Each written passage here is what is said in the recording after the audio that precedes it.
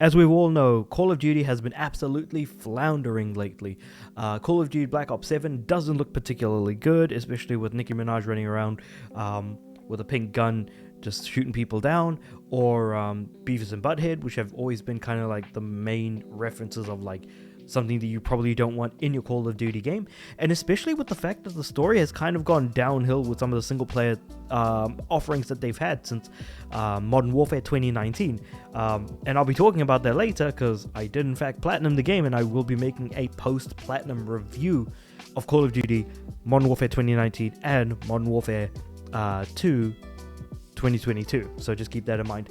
But the story for Call of Duty Modern Warfare 2019 was fine. Call of Duty Modern Warfare 2 was not particularly great, and I didn't enjoy it as much.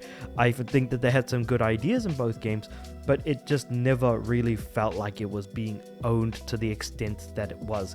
So for these stories to then be turned into a movie is an insane thing to ask for, especially since Modern Warfare 3 just was an absolute insult of a story.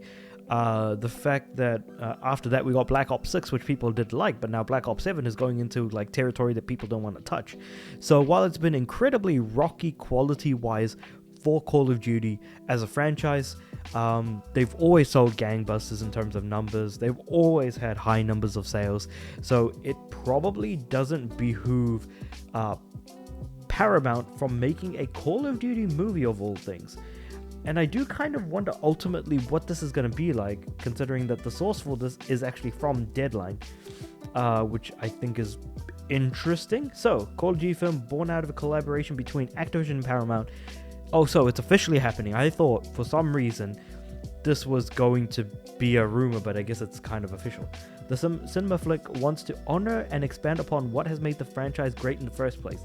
The problem is that what made the franchise great in the first place, and the reason why, hell, even I play it despite the fact that I don't even like the games, is because people have an itchy trigger finger, and if you want to play a decently made first-person shooter gameplay-wise, Call of Duty is usually a good spot to go into because these games come out on a near yearly basis.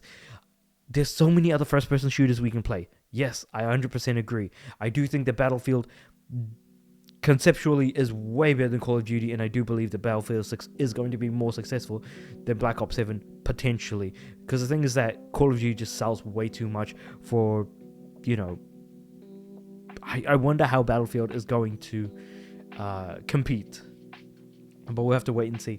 With the main goal of making an unforgettable blockbuster movie that experience that our community loves.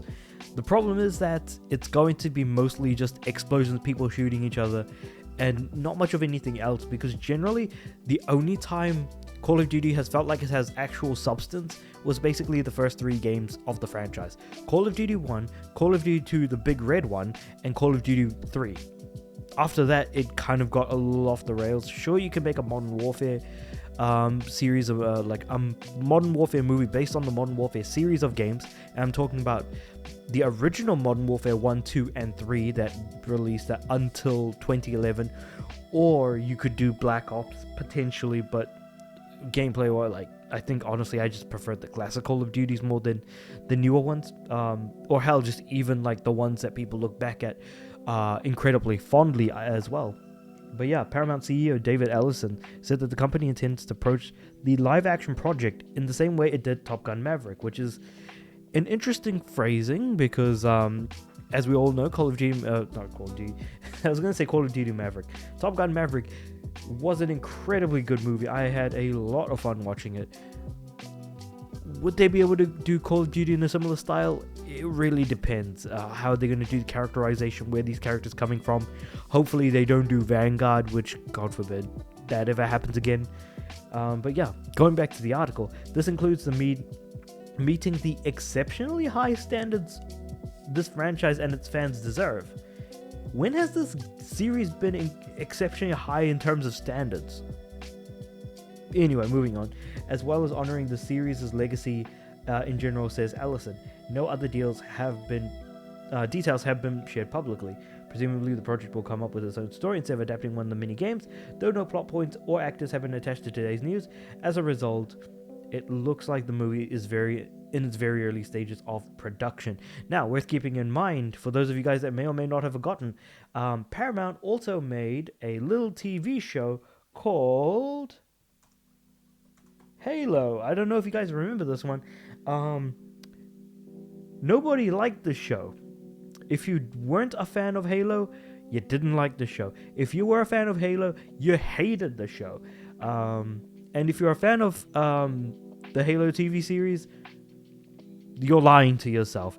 This was an awful TV show. This was an awful adaptation of a gaming franchise, and honestly, it did not deserve to exist the way in which it did. But with all that being said, though, I am interested in hearing what your thoughts are on all of this. The fact that it's Paramount that's doing Call of Duty, but above all else, the fact that it might actually be the same guys that did the Halo TV show.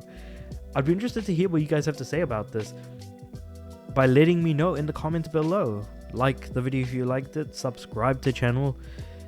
Yeah, I don't think I would ever watch a Call of Duty movie, if I'm being completely honest. It just kind of defeats the purpose, and honestly, the games are the purpose that Call of Duty ultimately serves in the end. But with all of that being said, though, like the video if you liked it, subscribe to the channel. I'm aiming for 500 subs by the end of the year, and with all that being said, I do upload every day, so I'll see you guys tomorrow.